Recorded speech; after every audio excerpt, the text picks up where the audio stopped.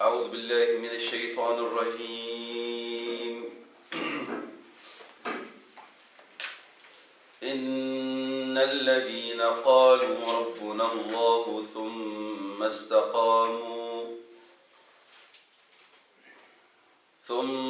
استقاموا تتنزل عليهم الملائكة ألا تخافوا ولا تحزنوا وأبشروا بالجنة التي كنتم توعدون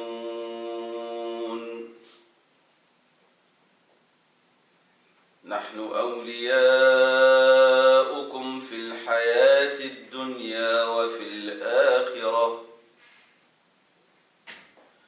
ولكم فيها ما تشتهي أنفسكم ولكم فيها ما تدعون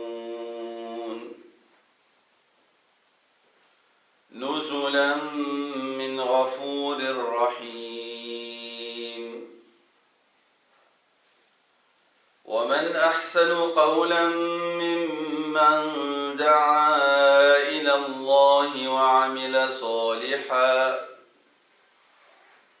وعمل صالحا وقال إنني من المسلمين.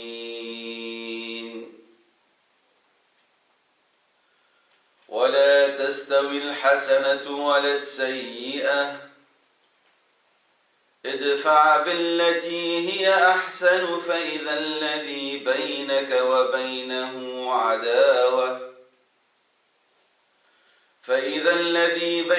وبينه عداوة كأنه ولي حميم. وما يلقاها إلا الذين صبروا وما يلقاها إلا ذو حظ عظيم. آمنت بالله صدق الله العظيم. الحمد لله رب العالمين حمدا كثيرا طيبا مباركا فيه حمدا يليق بجلاله ونعمه سبحانه وتعالى. نحمده ونستعينه ونستهديه ونستغفره ونعوذ بالله من شرور أنفسنا ومن سيئات أعمالنا. من يهده الله فهو المهتد ومن يضلل فلن تجد له وليا مرشدا. وصلى الله وسلم وبارك على سيدنا محمد وعلى آله وصحبه وسلم. رب اشرح لي صدري ويسر لي أمري واحلل عقدة من لساني يفقه قولي. سبحانك لا علم لنا إلا ما علمتنا إنك أنت العليم الحكيم. اللهم علمنا ما ينفعنا وانفعنا بما تعلمنا وانفع بنا وزدنا علما يا رب العالمين. Au nom de Dieu, le très clément par essence, le très miséricordieux par excellence, les prières et les bénédictions de Dieu sur notre bien-aimé, notre guide et notre intercesseur, Sayyidina Muhammad sallallahu alayhi wa sallam. Notre thème d'aujourd'hui portera sur les deux terminologies que vous voyez, qui sont sujets de discussion et même de querelle parfois. C'est pour cette raison-là que nous les avons choisis exprès pour en parler et fixer du point de vue conventionnel leur signification et ce qui a été dit aussi à leur sujet. Parce qu'on a l'impression que la définition de ce que veut dire al-manhaj, ce que veut dire al-sunnah wal-jama'a, est quelque chose, si vous voulez, qui donne une vision sélective, une vision d'un islam qui en vérité renfermé sur une seule lecture, mais en même temps qui exclut toute autre possibilité d'avis ou de lecture. Donc le premier thème que nous allons aborder, c'est définir ce que veut dire ce terme manhaj qu'on entend dans toutes les bouches de nos jours. Lorsque vous êtes avec quelqu'un, la première chose qu'il vous pose, il dit quel est votre manhaj. Jusqu'à ce qu'on s'est posé la question, pourquoi on ne dit pas tu es mon frère dans l'islam, comme avant dans le temps, les compagnons ils se connaissaient par une seule définition, muslim ou mu'min, ou sahabi. Et les sahaba, ils étaient de différents degrés, sahabi, muhajir, l'awa'ili, premier. Et parmi les muhajirines, il y avait le Badri, celui de Badr, qui avait une excellence sur tout autre. C'est clair. Et puis on se connaissait par l'intitulé de Tabi'i qu'on avait parlé, compagnon des compagnons, Taba'a Tabi'i, compagnon des compagnons des compagnons. Mais on n'avait pas d'autres descriptifs qui définissaient ce qu'est un musulman ou une musulmane. Et on a besoin de revenir à cette définition et cette méthode d'interpellation, mu'min muslim, et non pas tablighi, ikhwani, tala'i, salafi, soufi. Ces terminologies, cette manière de s'interpeller les uns les autres a participé profondément à diviser la communauté, à la division des musulmans. Donc, qu'est-ce que veut dire ce terme al-manhaj? La méthodologie dans les sciences islamiques est la suivante, c'est que nous partons toujours de la définition littérale du terme. Toujours. C'est la méthode que vous voyez dans toutes les sciences islamiques. On va vers ta'rif al-lughawi, lughatan. Du point de vue langue, quelle est la signification du terme?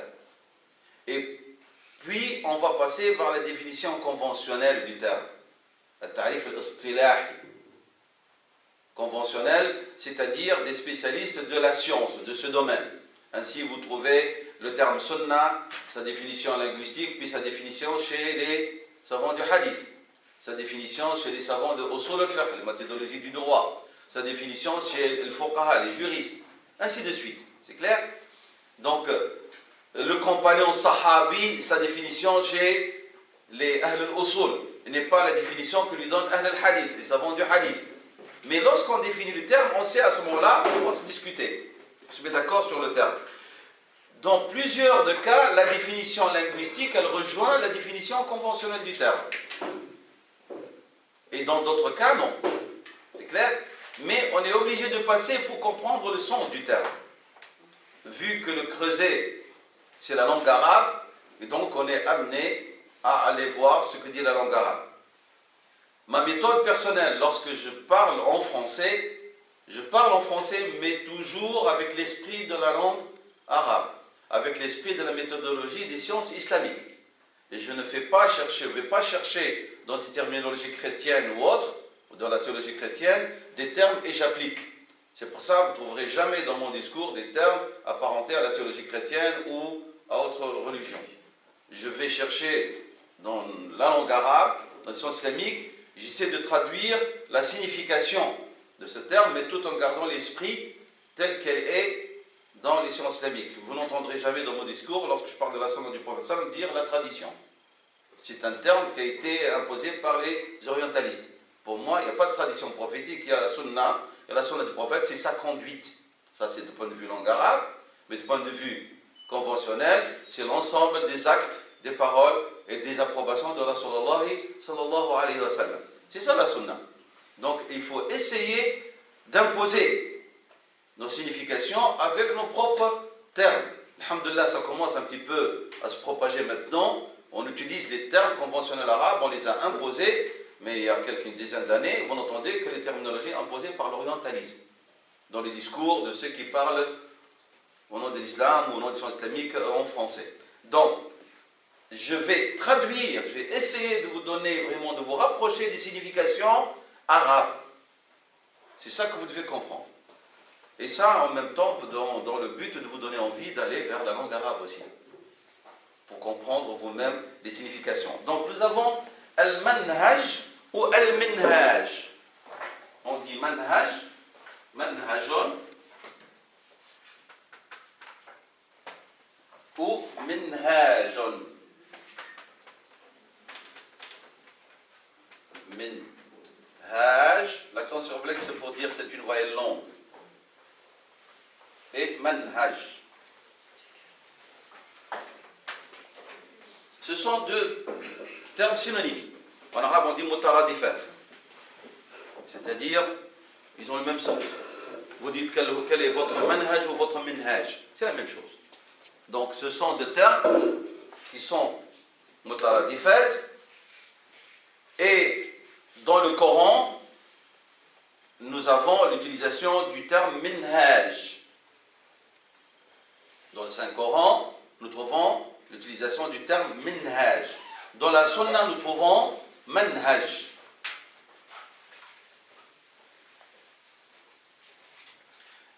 Que veut dire en arabe mutaradif? C'est-à-dire ce sont des termes, au niveau de la prononciation ils sont différents, mais le sens il est le même. C'est ça le mutaradif. Ce sont des termes, et si vous voyez, vous avez une voyelle longue, un alif en plus. Dans l'autre, vous n'avez pas, mais le sens il est le même. C'est ça ce que veut dire mutaradif dans la langue arabe. Donc je répète, le terme minhaj, vous le trouvez dans le Coran. Le terme manhaj, vous le trouvez dans la sunna de Rasulullah sallallahu alayhi wa sallam. Les meilleurs dictionnaires de la langue arabe sont les suivants. Quelques-uns, hein. Vous avez Lisan al-Arab, la langue des Arabes. Lisan al-Arab.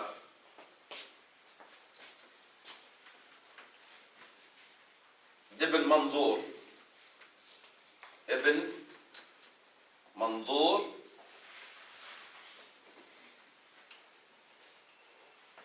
Africain, une somme de 15 volumes.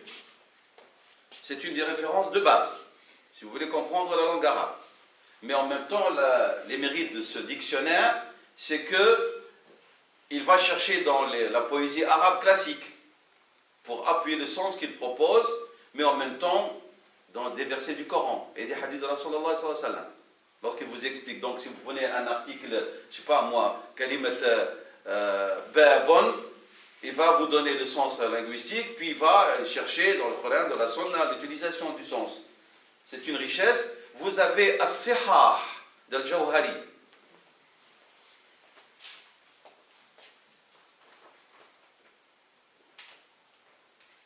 Al-Jawhari. Vous avez Ta'rifat d'Al-Jurjani, etc. Donc moi, je vais faire appel à ces dictionnaires pour vous expliquer le sens du terme. Donc ça, c'est entre autres. On appelle en arabe al-ma'ajim. C'est ça, ça veut dire le dictionnaire. Ou qamous. Les termes qui désignent les dictionnaires en arabe, ou ma'ajam, ma'ajim, ou qamous. Et pour votre culture générale, les musulmans sont les premiers à avoir mis sur pied les dictionnaires. Ibn Manzour, il date du 3e siècle, de l'Égypte. La qualité de ce dictionnaire, c'est-à-dire vous devez chercher à la fin du mot. Vous ne cherchez pas dans bab, vous cherchez le bab à la fin. Ah oui, c'est pas alif ba ta tha comme ça que ça fonctionne. Non, mais de toute façon il explique dans l'introduction sa méthodologie. Et puis nous avons des dictionnaires, par exemple, encyclopédiques, très anciens, comme celui d'Ibn Nadim, Al-Fihrist. Ibn Nadim, lui, par exemple, vous cherchez le terme Marrakech, il va vous donner une information sur Marrakech. Parce que lui, il a circulé et tout, il vous donne une description des localités, du climat, des habitudes des gens à travers son dictionnaire, qui s'appelle Al-Fihrist, Ibn Nadim. Et puis nous avons des livres de géographes, de voyageurs musulmans, ça n'en parlons pas. C'est pas ça qui manque. Ça, c'est pour votre information. Donc qu'est-ce qu'on trouve? On dit en arabe nahaja, le verbe, toujours le mot, lorsque vous voulez comprendre en arabe, vous allez toujours vers la racine. Et la racine est un verbe en général. Donc, manhajun ou manhaj, sa racine, c'est le verbe nahaja. Nahaja. C'est ça la racine. Il y a des pays musulmans, ils désignent une rue par le terme nahj. Une rue, une voie. Au Maroc, on dit zanqa. Pour parler d'une rue. Et si c'est fermé, on dit darb. C'est un mot arabe très ancien, c'est de l'arabe littéraire. Darb. Mais un nahj, vous le trouvez surtout en Tunisie. Pour parler des rues.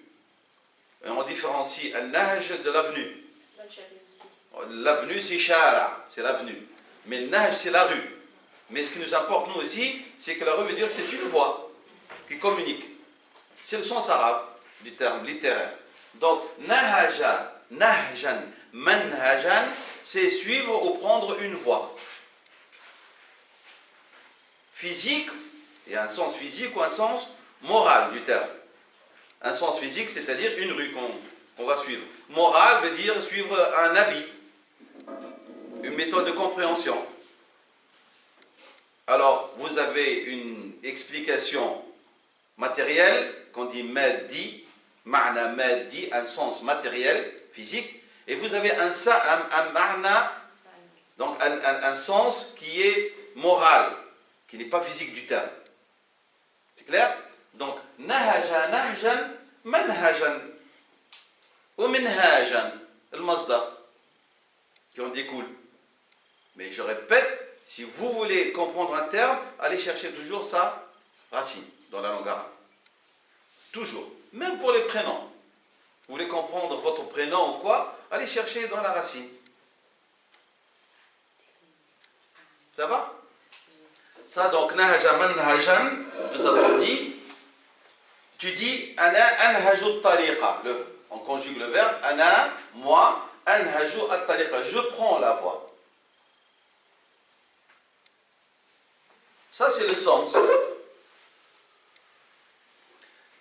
Mais aussi, lorsque vous dites, moi je prends la voie, ça veut dire, tu es en train d'expliquer que j'ai pris une voie qui, pour moi, elle est évidente. Elle est explicite. Il n'y a pas d'ambiguïté, puisque je l'ai prise, c'est que je sais où je vais. Donc, il y a prendre une voie, et ça s'ajoute à notre sens, je prends une voie, mais qui est évidente, qui est explicite. Pour moi, il n'y a pas d'ambiguïté. Lorsque vous appliquez ça, le sens, vous dites, cette méthode ou cette vision, elle est un nahj. Je prends le nom, un nahj. Alors, vous exprimez le sens d'évidence, mais en même temps de méthode. Une évidence, mais accompagnée d'une méthode. Si je vais encore être plus explicite, avec une méthodologie. Qui veut dire quoi? C'est-à-dire qu'il y a toute une structure. Dans la recherche scientifique, on parle de méthodologie. En arabe, on l'a traduit par manhajiyya, même racine. Parce que cette manhajiyya, cette méthodologie vous permet d'étudier le sujet et d'arriver vers des conclusions avec des arguments objectifs, évidents, et non pas une sorte d'extrapolation ou d'avis sans fondement. C'est ça ce que veut dire une méthodologie au niveau de la recherche académique, scientifique. C'est que vous n'avancez pas une idée, un postulat sans arguments, sans preuve. C'est ça le manhajiyya. Lorsqu'on veut critiquer le discours de quelqu'un ou l'écrit de quelqu'un qui manque d'objectivité, on dit qu'il n'y a pas de méthodologie dans sa démarche. C'est-à-dire il n'y a pas de manhaj. Ça veut dire quoi? Il y a pas, on voit très bien que c'est du cafouille, c'est du copier-coller, c'est du fourre-tout. Il n'y a pas quelque chose qui tient. Il y a de la contradiction. C'est ça le manhajiyya. Donc le manhajiyya, nous revenons toujours, je parle du point de vue langue, jusqu'à maintenant on n'est pas arrivé vers les termes conventionnels. Donc al manhajiyya, c'est donc, on a dit, c'est manhaj ou manhaj. Le verbe c'est an-nahju, qui veut dire une voie. Cette voie sous-entend qu'il y a de l'évidence, il n'y a pas d'ambiguïté, mais ça veut dire aussi qu'il y a une méthodologie. Parce que le terme manhajiyya en dérive. C'est un des dérivés. Déjà, ça vous donne une idée pour vous, certains d'entre vous parmi les frères et sœurs qui ont été confrontés à des gens qui viennent l'interpeller au niveau de son manhaj, que déjà celui qui pose la question, il ne comprend pas de quoi il parle. Pour lui, le manhaj, c'est-à-dire je suis un shir, ou à des gens qui disent que c'est comme ça qu'on comprend l'islam. Mais il n'a pas compris que lorsqu'on parle de manhaj, c'est déjà quelque chose qui doit être évident dans sa tête. Et lorsqu'il interpelle l'autre, il faut qu'il interpelle aussi avec des éléments bien précis, des questions bien précises, de détails, et non pas de dire est-ce que tu suis cette voie-là ou non. Avant de poser la question, il faut expliquer la voie. Est-ce que toi-même déjà, tu comprends la voie que tu as suivie? Est-ce que tu détiens tous les éléments qui prouvent que tu suis cette voie par connaissance? Comme disait Abu Hanifa, rahimahullah ta'ala, je n'accepte pas quelqu'un qui suit mes avis sans connaître mes preuves. Abu Hanifa, il est très clair. Il n'aime pas le conformiste aveugle. Tu dis tu es hanafite, tu dois savoir pourquoi tu es hanafite. Tu dois connaître donc, la première chose, la méthodologie de l'imam, rahimahullah ta'ala. Comment est-ce qu'il aborde les textes de la loi? Quelle est la méthodologie qu'il s'est imposée? Lui, s'est fixé pour aborder le Coran et ses significations, pour aborder le Sunna et ses significations. Pourquoi est-ce qu'il donne de l'importance à l'istihsan, l'appréciation de l'érudit? Pourquoi est-ce qu'il a choisi ça? Vous devez comprendre. Parce que lorsque vous comprenez après les avis qu'il donne, les avis juridiques qu'il a formulés, qui vous semblent peut-être vous bizarres, mais lui, il a un argument. Et ainsi de suite. Vous dites, je suis l'avis de l'imam Malik, vous devez savoir pourquoi. Comment cet érudit a-t-il abordé les textes? Pourquoi est-ce qu'il a accordé tant d'importance à al-maslaha, à l'intérêt relâché, l'imam Malik? Pourquoi l'imam Malik, dans son Muwatta, il accorde beaucoup d'importance aux hadiths marasil, qu'on a dit les hadiths discontinus? Pourquoi est-ce qu'il les a acceptés? Pourquoi les cite-t-il? Pourquoi est-ce que l'imam Malik accorde beaucoup d'importance à l'action, l'œuvre des gens de Médine, Amal Ahl Madina? Pourquoi est-ce qu'il le place avant le hadith singulier, isolé, ahad? Pourquoi? Quel est son argument? Et ainsi de suite. Et ça, avant, c'était un domaine ouvert à tout musulman et musulmane. Ce n'est pas du domaine de la qualification et de la spécialisation. Pourquoi? Parce que le savoir était enseigné dans les mosquées. Les imams, ils enseignaient à des étudiants qui les suivaient comme des disciples, si je peux dire. Mais l'ouvrier, le boutiquier, tout musulman qui passait par là, et il venait pour faire la prière du Dhuhr et du Asr, il y a le cercle du cheikh, il s'installait. Et il prenait des informations, il s'enrichissait de culture générale, même s'il n'est pas assidu. Maintenant, on a isolé le savoir islamique dans des facultés, et même dans les facultés, il faut payer des minervales, et la qualité de l'enseignement n'est plus comme elle a été, et ainsi de suite, et on a isolé le savoir islamique de ses sources. Et c'est pour ça que nous avons tout ce cafouillis. C'est voulu. Rupture totale. Donc, ça, c'est ce qu'on appelle donc, j'ai dit, al-manhaj. Vous dites aussi, lorsque vous parlez de la journée, lorsqu'elle s'éclaircit, disons vers 10 heures, l'intensité de la lumière du jour, et alors il n'y a pas d'obscurité, tout est évident, tout est visible, et bien vous appelez ce qu'on appelle en arabe wadh an-nahar. Vous voyez le wadh, ça veut dire c'est clair, évident. C'est ça le wuduh. Le terme wuduh veut dire l'évidence. Et bien vous appliquez aussi à ce sens de wadh an-nahar comme étant minhaj. Point de vue langue, toujours, c'est la langue arabe. Alors qu'est-ce qui réunit ou unit tous ces termes que nous avons cités? C'est l'idée d'évidence, de wuduh. Il s'agit de quelque chose qui est explicite. C'est clair? Donc c'est le sens qui revient jusqu'à maintenant de tous ces dérivés qu'on a cités. L'imam al-Darimi, c'est un des rassembleurs de la Sunna. Il a aussi un livre de Sunan qui s'appelle Sunan al-Darimi. Rapporte d'après Al-Abbas, l'oncle du prophète sallallahu alayhi wa sallam, que le prophète sallallahu alayhi wa sallam, donc il dit, je jure par Allah. Donc Al-Abbas, l'oncle de Rasul sallam, d'après ce qu'a rapporté Ad-Darimi dans ses Sunan, Ad-Darimi dans ses Sunan, il jure à Sayyidina Al-Abbas, il a dit, Wallahi, je jure par Dieu que le prophète sallallahu alayhi wa sallam, avant de décéder, il a laissé, et c'est ce qui nous importe ici, as-sabila nahjan wadihan. Le prophète sallallahu alayhi wa sallam, avant de décéder, il a laissé, je vais écrire les termes qui nous intéressent ici, il a utilisé le terme as-sabila nahjan wadihan.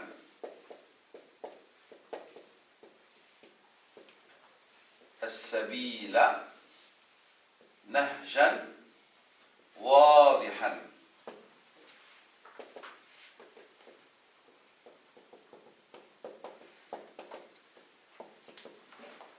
On a tout ici. As-sabil, c'est un synonyme de voie, du chemin. Nahjan, une méthode, une voie aussi, et évidente. Wadihan. Alors nous avons ici un shahd, un témoignage des sens que nous avons cités. Sallallahu alayhi wa sallam, il a laissé donc as-sabila, la voie que chaque croyant croyante doit prendre dans la pratique, dans la compréhension de sa religion. Nahjan wadihan. Une voie qui est tout à fait évidente. Vous allez me dire, mais pourquoi alors toute cette complexité, cette difficulté de comprendre l'islam, de l'aborder? C'est devenu quelque chose d'ambigu. C'est nous qui l'avons fait. C'est pas l'islam est une voie très évidente, facile d'accès. On a compliqué l'aqida. Le dogme, on l'a compliqué avec des terminologies. Parfois, il vous faut des livres et des livres. Le sharia, on l'a compliqué. La spiritualité musulmane a été compliquée. Le fiqh lui-même a été compliqué et même il a été dissocié de la spiritualité. Vous avez le fiqh, on dirait des maths. Tahara physique veut dire ceci, tu prends le main, tu prends le hajar, etc. Avant, vous prenez les premiers livres, comme disait l'imam An-Nawawi, rahimahullah ta'ala, vous avez déjà vous baignez dans la dimension spirituelle de l'acte lui-même. Et puis après, on vous explique l'acte. Et c'est pour ça que les musulmans, ceux d'avant, lorsqu'ils abordaient l'acte rituel, ils baignaient dans la spiritualité. Nous, on sait comment pratiquer l'acte physiquement, mais on se plaint de l'absence de spiritualité et de recueillement dans nos actes. Tout le monde se plaint de ça. Alors on a besoin qu'on écrive des livres pour parler comment le khushu' et comment est-ce qu'on y arrive, et le sens de la prière, le sens du jeûne, le sens de la zakat. Alors qu'avant, non.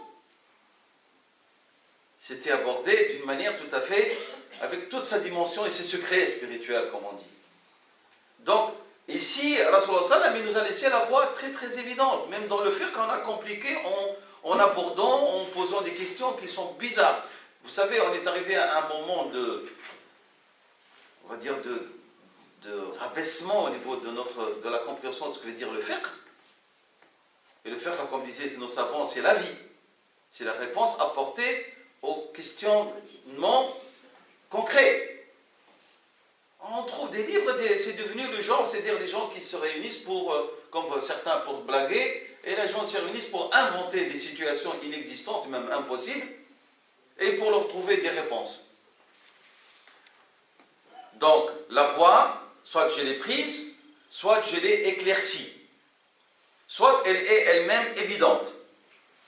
Cette voie, dès que j'utilise le terme naj, il est tout à fait clair dans la langue arabe, je parle d'une voie qui est droite. Naj, mustaqim. Voie droite. Pas dans le sens physique, ici dans le sens moral. La droiture, la rectitude, c'est le terme avec lequel on traduit le terme al-istiqama, au niveau du comportement moral. Et donc, j'ai suivi une voie droite. L'imam al-Tabari, dans son exégèse, et comme vous le savez, l'imam al-Tabari était aussi muhaddith, était aussi historien. Vous avez son fameux livre Tarikh, l'imam al-Tabari, traduit en français, une très très mauvaise traduction. Et ce que vous avez sur le marché, c'est un condensé, c'est un résumé de Tabari, que je ne vous recommande pas d'acheter. Malheureusement, il se vend dans toutes les librairies musulmanes. Donc, pourquoi je ne vous le recommande pas? Premièrement, parce que Tabari, c'est 6 volumes. Celui-là, c'est un volume. Et puis, l'imam Tabari, selon la méthodologie des muhaddith, lorsqu'il rapporte un événement, il cite différentes versions. Et lui-même, il juge. Celle-là, elle est mise en cause, celle-là, elle est faible, ainsi de suite. Celui qui a traduit, qu'est-ce qu'il a fait? Il a fait une sélection des voix et des versions faibles, mises en cause. Et moi-même, j'ai fait la démarche de faire les comparaisons et j'ai vu des choses horribles dedans, dans cette traduction.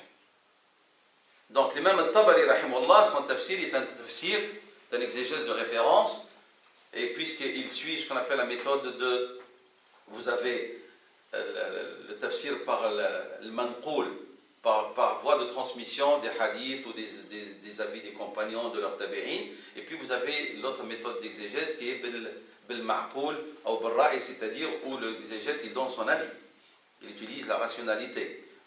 Il suit la voie comme Ibn Kathir, la voie il se base sur les transmissions dans l'exégèse qu'il propose. Donc il dit, Dieu dit dans le Coran, à chacun nous avons institué shir'atan wa minhajan. لكل منكم جعلنا شرعة ومنهاجا. Shir'a, c'est de là où vient le terme sharia. Shir'a, c'est la source d'eau où on y puise avec fréquence. Il y a la régularité et la permanence. C'est ça, shir'a. Wal minhaj veut dire une voie. Donc, ici, il veut dire le minhaj, c'est-à-dire la voie qui est évidente. La même chose, Ibn Kathir, rahimahullah ta'ala, Ibn Kathir, dans son tafsir Ibn Kathir, qui suit la même méthode que l'imam al-Tabari, lui-même, il explique le terme minhaj avec la voie évidente.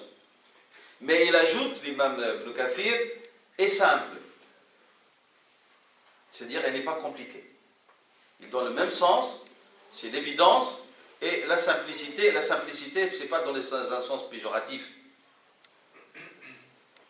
As-sahlu en arabe veut dire quelque chose qui n'est pas ardu, mais qui en même temps qui est ouvert. J'explique. Le prophète sallam, il définit son message que Dieu lui a transmis comme étant al-hanifiyatu samha. Le hanafisme, al-samh. Al-samhatu, Cheikh Tahir ibn Ashur, dans son livre Maqasid al-Sharia, l'explique par sahl, facile, pas compliqué. C'est le monothéisme facile et qui n'est pas compliqué, facile dans le sens à aborder, à comprendre et à pratiquer. C'est ce que ça veut dire. Donc, as-suhulatu, c'est synonyme de samaha. Il y a ceux qui traduisent samaha par la tolérance. C'est faux, c'est pas le sens du terme arabe. As-samhu, c'est as-sahlu. As-sahlu veut dire que vous n'êtes pas quelqu'un de difficile à aborder. Vous êtes quelqu'un de sahl ou quelqu'un de samah. C'est-à-dire, vous n'êtes pas borné et on peut discuter avec vous, on peut vraiment même vous contredire. Vous êtes quelqu'un d'ouvert et de très très très facile. On a traduit samahatu par la tolérance. Et comme j'ai dit une fois, moi je suis contre le terme tolérance aussi. Lorsqu'on parle des relations humaines, je suis pour le respect. La tolérance, je te tolère. Il y a dedans vraiment quelque chose qui n'est pas parfaite. Et je te tolère, moi je te dis non, je te respecte. Et je t'accepte comme tu es. Donc c'est le respect. C'est meilleur que de dire l'islam est la religion de la tolérance. Moi je dis l'islam est la religion du respect de l'autre. Maintenant, beaucoup disent, j'ai compris ce que veut dire le manhaj al-naj, mais quelle est la relation entre manhaj et manhaj et naj ou minhaj avec le terme sunnah?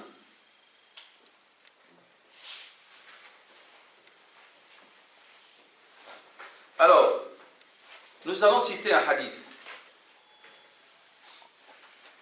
qui vous expliquera ce sens. As-sunnatu, du point de vue langue, c'est la méthode, la conduite.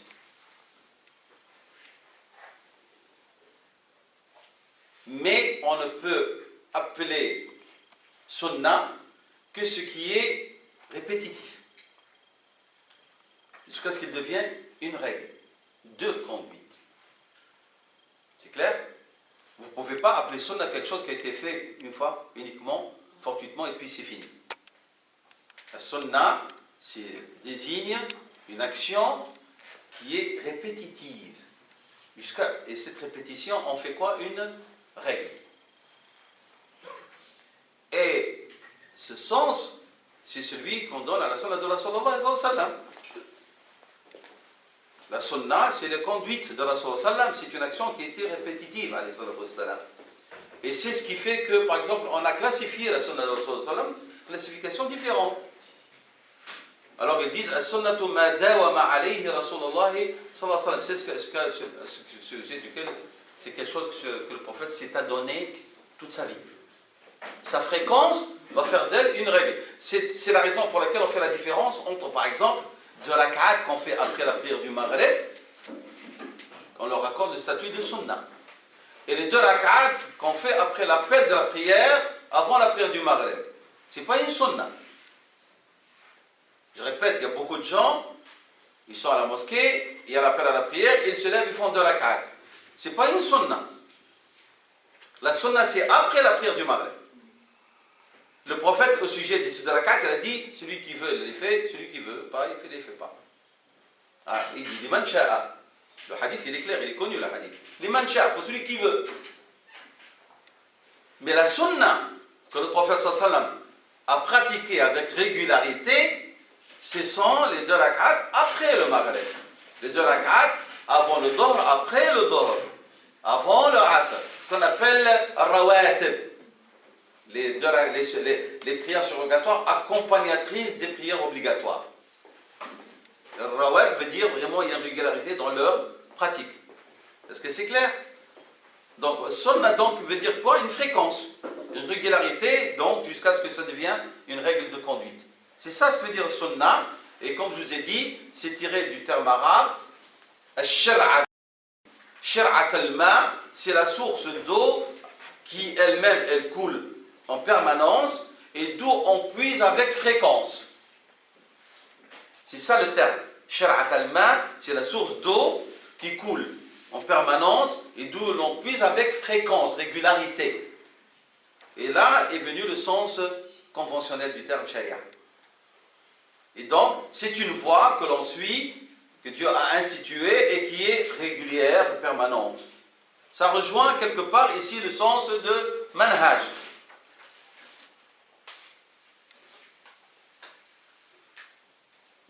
Dans une version de Musnad l'imam Ahmad, le prophète sallallahu alayhi wa sallam a dit ceci.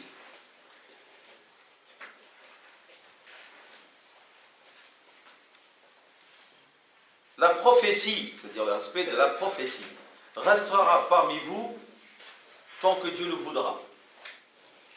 Hadith de l'imam Ahmad, le prophète sallam, il a dit, c'est-à-dire que vous allez suivre la voie de la prophète, de la prophétie, jusqu'à ce que Dieu le voudra, puis Dieu va l'élever. Puis elle sera élevée par Allah subhanahu wa ta'ala. Et c'est-à-dire, il parle ici de sa mort à lui, son décès. Le Nabi, il est parmi vous, jusqu'à un terme que Dieu a défini. Puis, après, Inch'Allah, parce que j'ai plus de francophones. Et donc, le prophète sallam, donc, il a dit, puis Dieu va le lever, puis va être parmi vous une califate selon la voie de la prophétie. Khilafatun ala minhaj an-nubuwwa. Donc, premièrement, il a dit, takunu fikum an-nubuwwatu ma sha Allah an takun. Jusqu'à un terme déterminé par Allah subhanahu wa ta'ala qui est le décès de Rasul sallam. Thumma, puis viendra une période, une époque de quoi? De khilafa, succession au prophète sallam sur la voie de nubuwwa, qui suivront la voie du prophète sallallahu alayhi wa sallam. Et elle durera tant que Dieu le voudra. Dans d'autres hadiths, le prophète avait défini 30 d'années, à peu près.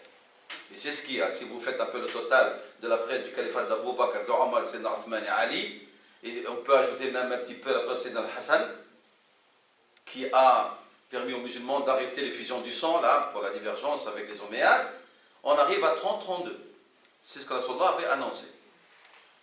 Et puis il a dit, sallallahu alayhi wa sallam, puis après viendra quoi? Une monarchie. Dans une version Av et dans une version Avouv. Av veut dire mordante, qui ne veut pas lâcher le pouvoir. Et Avouv veut dire de face et de luxe. C'est clair? Comment on écrit en arabe? Aïn Vad. C'est pas avec l'imam. Puis Waw et Vad. Avouv ou Av. Avva, mordre. Et ici, le sens moral, sens figuré, c'est-à-dire celui qui accède au pouvoir, il ne peut plus le lâcher. Comme quelqu'un qui est mort sur quelque chose. Et donc, le prophète sallallahu alayhi wa sallam dit, durera cette monarchie durera tant que Dieu le voudra, et puis va être une période de pouvoir jabri, c'est-à-dire contraignant, c'est-à-dire tyrannique. ثم يكون ملكا جبريا. Donc, nous sommes maintenant au mulk al-jabri. Le prophète a annoncé une calife, donc une loi, donc c'est de la prophétie, jusqu'à ce que Dieu le voudra. C'est fini par le décès de Rasulullah sallallahu alayhi wa sallam. Puis une califate sur la voie de la prophétie. Nous avons dit c'est la période des califes bien guidés. Puis viendra une monarchie ou un royaume, un pouvoir de faste et qui ne veut pas lâcher le pouvoir, monarchie héréditaire. Puis viendra la période de mulk jabri. Le jabr veut dire la contrainte. On vous force, je suis là malgré vous, avec ce que cela implique au niveau de la tyrannie, de l'application du pouvoir, juste tant que Dieu le voudra. Puis viendra de nouveau un califat selon la voie de la prophétie. C'est ça notre souhait et espoir. C'est clair? Donc ce qui nous importe, nous, ici, c'est l'utilisation de Rasulullah sallam à 2 reprises de manhaj, ou minhaj. Il a qualifié la période des califes à la manhaj nubuwa, selon la voie, suivant la voie, le manhaj ou minhaj de la prophétie. Et puis il a dit retour de nouveau, après cette période de mulk avoud, ou av, de mulk, c'est-à-dire de gouvernance, où on ne veut pas lâcher prise au pouvoir, et puis il y aura la gouvernance tyrannique, contraignante, despotisme, viendra de nouveau un califat, et ce qui nous importe ici, nous interpelle, le shahid, le témoignage, c'est l'utilisation de minhaj nubuwa, selon la voie de la prophétie. Le hadith a été rapporté par l'imam Ahmad. Et puis le prophète sallallahu alayhi wa sallam dit, le rapporteur, que le prophète s'est tué. Donc il n'a pas dit il y aura autre chose. Maintenant, il y a d'autres hadiths qui expliquent qu'il va y avoir, on va entrer par une période de désordre. Et donc à ce moment-là, va commencer la chute de l'humanité vers des situations de désolation, jusqu'à ce qu'on arrivera à une période où il n'y aura plus personne qui dira, à dire à sallam, Allah, Allah. Il n'y aura plus personne qui dira Allah, Allah, et l'heure dernière ne se lèvera que sur les plus mauvais. Hadith de Rasul sallam. Et nous ne sommes pas à parler de cette époque-là. Je suis de ceux qui n'aiment pas qu'on se focalise trop sur les questions de la fin des temps, sur les fitan. Moi, on suit le conseil de Rasul sallam. Lorsque le compagnon lui a posé la question, Ya Rasulallah, quand est-ce que l'heure dernière se lèvera, il lui a dit, qu'est-ce que tu lui as préparé? Les vérités dogmatiques, elles sont là. Les vérités concernant la fin des temps, ils sont là. Les vérités concernant les signes annonciateurs, les petits signes et les signes médians et les grands signes, nous les connaissons. Mais le questionnement, qu'est-ce qu'on a préparé lorsque l'heure dernière se lève? Nous devons mettre en pratique le hadith de Rasul sallam, dans lequel il dit, si l'heure dernière se lève et l'un d'entre vous, il a entre sa main facile, c'est-à-dire un petit arbuste d'un arbre et qu'il sait la planter, qu'il la plante. C'est ça qu'on va être interrogé, est-ce que nous avons planté? Il faut se focaliser sur cet effort-là. Donc, l'imam al-Baji, rahimahullah ta'ala, Abu Salman al-Baji, a rédigé un livre qui s'appelle Al-Minhaj fi tartib al-ihtijaj. Al-Minhaj fi tartib al-ihtijaj, c'est-à-dire la méthodologie pour l'organisation des règles ou l'institution des règles de la controverse. Là, je commence à vous donner les utilisations multiples du terme minhaj. Donc, chaque fois qu'il s'agit de voie, mais de méthodologie, l'idée de rendre explicite est toujours présente, dont on avait parlé au début.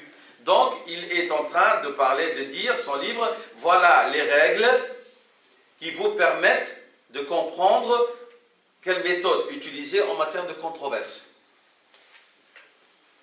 C'est ça ce que veut dire le terme.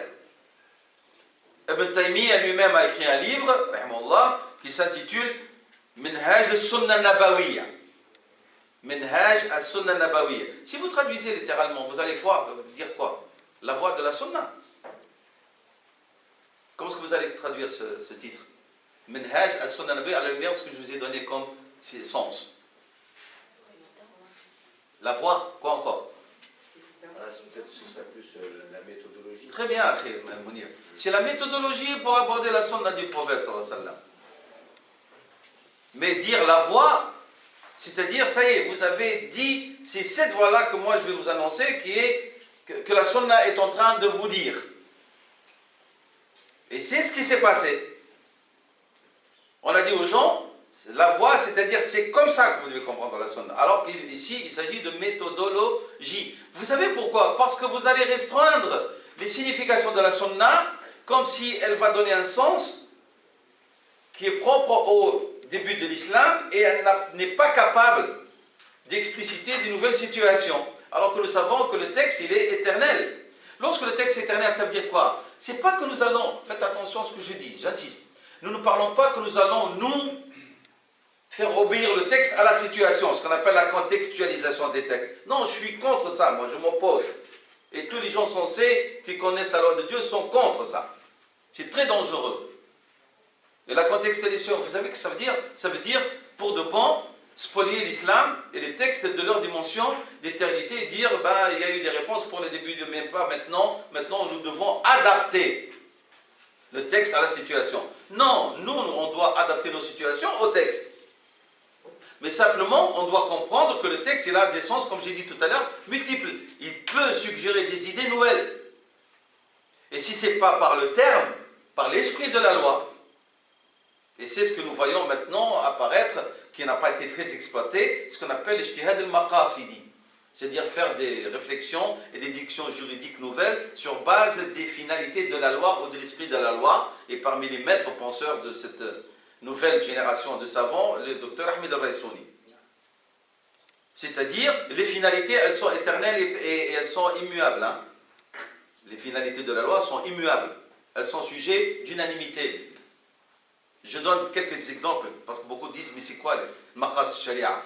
C'est ce qui a été soit énoncé explicitement par les textes de la loi, Coran et Sunna, ou déduite avec accord entre les savants, que l'islam est venu pour réaliser. L'islam est venu pour réaliser la justice. Ça, c'est maqsad de la loi, qui n'est pas sujet à remise en cause. L'islam est venu pour l'égalité, le musawat. L'islam est venu pour la liberté. L'islam est venu pour la préservation de la vie. L'islam est venu pour la préservation de l'honneur de chacun, moral et physique. C'est clair? La fraternité, c'est une finalité de la loi. La perpétuité de l'ijtihad, c'est une des finalités de la loi. Ainsi de suite. Donc ces finalités, dans des contextes contemporains par exemple, vont servir aux érudits, qui ont une maîtrise d'outils, pas n'importe qui, à donner de nouveaux avis par rapport à des situations nouvelles. Si on ne trouve pas dans les textes quelque chose qui répond. Il y a l'esprit de la loi qui est là et qui permet de donner des avis. Donc voilà, donc la question, lorsque nous parlons de Minhaj, c'est la méthodologie qui nous permet d'aborder la sunna et de ne lui faire pas faire dire ce qu'elle ne dit pas. C'est clair? Sinon, on va lui faire dire à la sallam ce qu'il n'a jamais dit, sallallahu alayhi wa sallam. Alors, lorsqu'on parle du terme manhaj ou minhaj, dont je vous ai dit, il a été abordé dans le Coran et dans la sunna de Rasulullah sallallahu alayhi wa sallam, que ce soit maintenant dans l'utilisation de contemporains ou des anciens parmi les savants de l'islam, cela veut dire, de point de vue conventionnel, la méthode ou la méthodologie pour aborder une voie qui est évidente et explicite.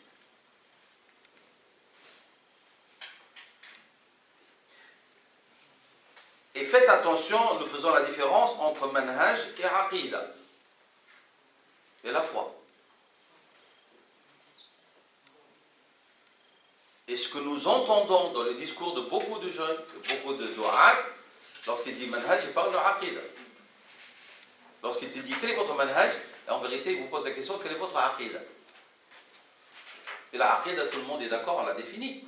C'est pas moi qui l'ai définie, c'est Rasulullah sallallahu alayhi wa sallam. أن تؤمن بالله وملائكته وكتبه ورسله وباليوم الآخر وبالقدر خيره وشره. Tout individu qui croit en ça, il est mu'min musulman.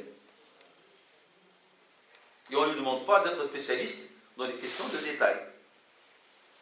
Et on ne lui demande pas de nous prouver, par une analyse bizarre, quelle est sa compréhension de l'attribut de Dieu, Al-Khidam, l'éternité, ou la pérennité, ou la vie, ou la parole. On ne lui demande pas. Même qu'on va susciter en lui, miskin, des questions bizarres, et il risque même par incompréhension ou ignorance de tomber dans la mécréance. On n'a jamais posé ces questions aux premiers musulmans. Jamais. On lui a dit, explique-moi ce que veut dire Kalam Allah. Il a abordé, il a compris, puis il s'en va. Kalam Allah, c'est le Coran qu'il doit mettre en application. Il ne faut pas qu'il justifie, est-ce que la forme, elle est divine, et le son, est-ce que c'est divin ou est-ce que c'est humain, et tout le bazar qu'on est en train d'entendre et qui fait, ou est-ce qu'Allah, l'Ulu, veut dire que Dieu, il est en haut, et qui induit des gens à considérer Dieu comme une chose parmi les choses. Oui. On lui dit Dieu, où est-ce qu'il est? Il dit en haut, et puis après il a répondu comme ça plaît à certains. Et puis après, lorsqu'il rentre chez lui, il dit en haut, ça veut dire quoi? Et oui, d'un côté, Allah il se dit, subhanahu wa ta'ala, il se fait connaître comme étant laysa kamithlihi shay, rien ne lui ressemble. Parmi les attributs de Dieu, sa différence avec la création, mukhalafatuhu lil hawadithi, sa différence avec les contingents. Puis après, on lui dit Dieu, il est en haut. En haut où? Fil alam. Si fil alam, l'alam il est créé, l'univers il est créé. Et Dieu ne peut pas faire partir de sa création, subhanahu wa ta'ala. Donc, et Dieu, il est en dehors du temps et de l'espace. Alors, le ulou, c'est quoi? Et pourquoi est-ce que vous suscitez en lui, un débat qui n'a jamais été... Lorsque le prophète sallallahu alayhi wa sallam a posé la question à la dame, là, à la demoiselle, il lui a pas dit, explique-toi. Il a pris sallallahu alayhi wa sallam qu'elle comprend que Dieu n'est pas une chose. Et c'est tout. Maintenant, des débats et des discussions, on discrédite, on apostasie, quelque chose qui n'a jamais... Et voilà le problème. Donc, ici, je répète, faites la différence entre manhaj et manhaj que je suis en train de vous expliquer depuis tout à l'heure, et entre la aqidah. La aqidah, ces éléments sont définis. Le fait d'interpeller quelqu'un en lui disant qu'elle est un manhaj ou minhaj, et vous sous-entendez la aqidah, vous êtes à porte-à-faux avec le sens linguistique et conventionnel du terme manhaj ou minhaj. C'est al-aqidatu, donc, qui est tout à fait explicite de point de vue sens.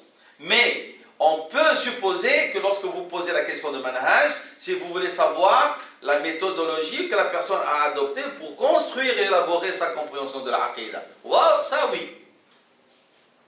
Parce qu'on a pris la définition qu'on a donnée. C'est-à-dire, le manhaj, si on l'applique à la aqidah, parce que le manhaj il est plus large. C'est clair? Ou la aqidah plus restreinte, du point de vue signification. Vous appliquez le manhaj à la aqidah. Donc à ce moment-là, quelle est la voie, quelle est la méthodologie que vous avez suivie pour comprendre ou affirmer les éléments du dogme. Mais vous ne dites pas, dans votre esprit, vous ne devez pas confondre al-aqidah et al-manhaj. Est-ce que c'est clair, s'il vous plaît, ces sens-là? Bien. Donc je répète, je résume. Donc il nous apparaît, d'après les définitions, les explications avancées, que le terme manhaj il est plus général que le terme aqidah. Le terme aqidah il est plus spécifique, khas. Le terme manhaj il est aham, il est plus large, plus général. Le manhaj, vous l'appliquez à l'aqidah, vous l'appliquez à l'akhlaq, à la morale, à l'éthique islamique, vous l'appliquez au comportement, vous l'appliquez aussi aux relations sociales et humaines. Voilà. Donc, le manhaj islamique maintenant, lorsque vous appelez manhaj ou manhaj islamique, vous sous-entendez quoi? Vous sous-entendez la voie, le système, le cadre. Donc, vous sous-entendez, je répète, la voie, la méthode, le système, le cadre que vous suivez dans la compréhension de la mise en pratique de l'islam et qui va être placé comme un juge pour juger la valeur de votre cheminement et compréhension de la aqidah ou du reste de l'islam. C'est ça que vous devez comprendre. On peut comprendre, si vous voulez, ce manhaj dans son application globale en regardant par exemple une des phases de l'histoire de l'islam, comment Sayyidina Omar radiyallahu anhu a fonctionné avec cet islam et avec quel manhaj il a compris.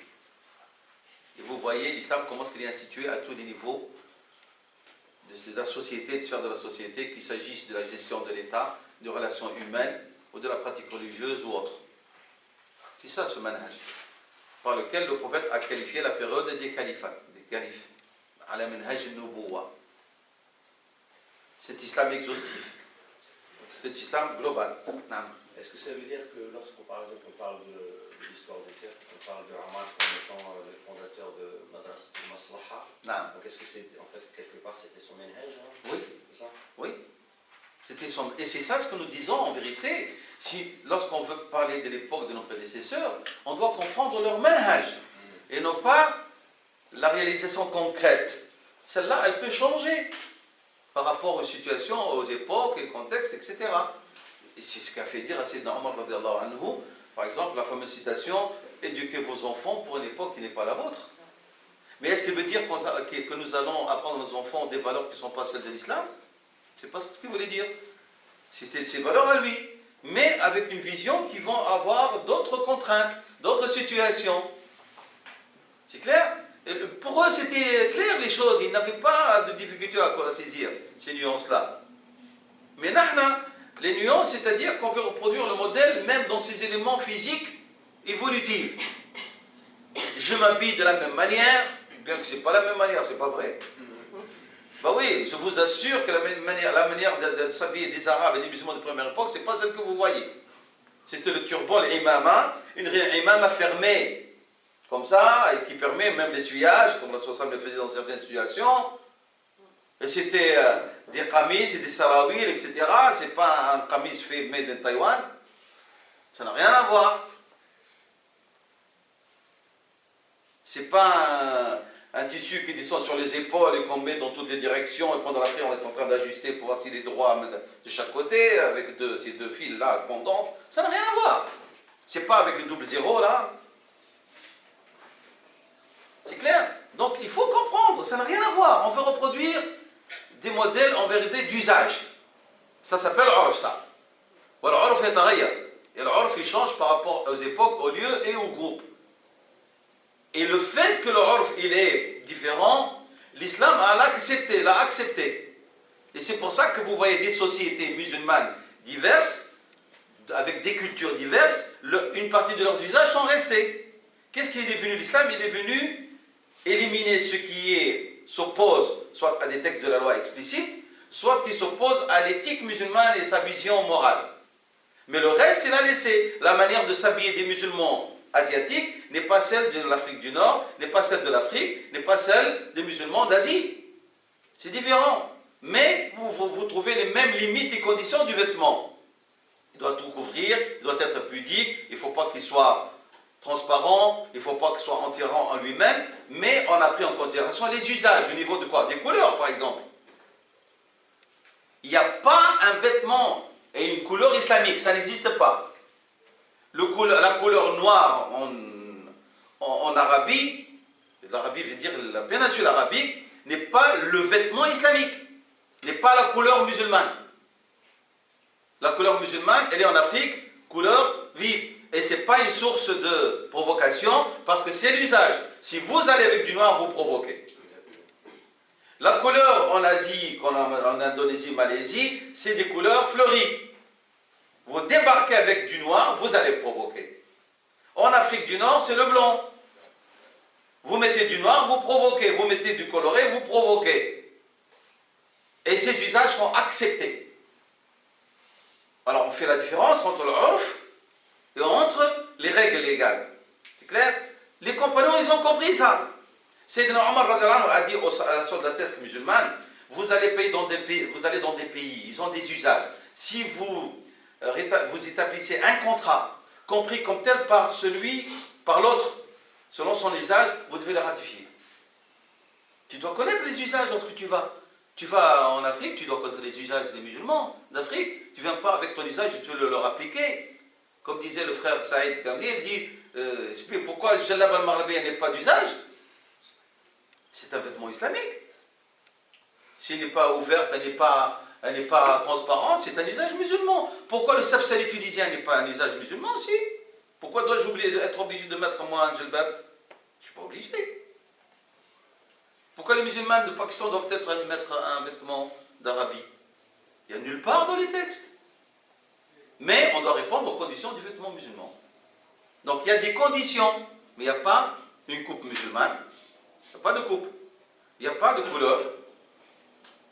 C'est selon les usages. Mais les définitions des limites sont claires et doivent être pratiquées par toutes les musulmanes du monde. Parce que là, il s'agit de textes, pas de goût personnel. Allahu a'lam, sallallahu alayhi wa sallam, wa barak ala sayyidina Muhammad, wa ala alihi wa sahbihi wa sallam.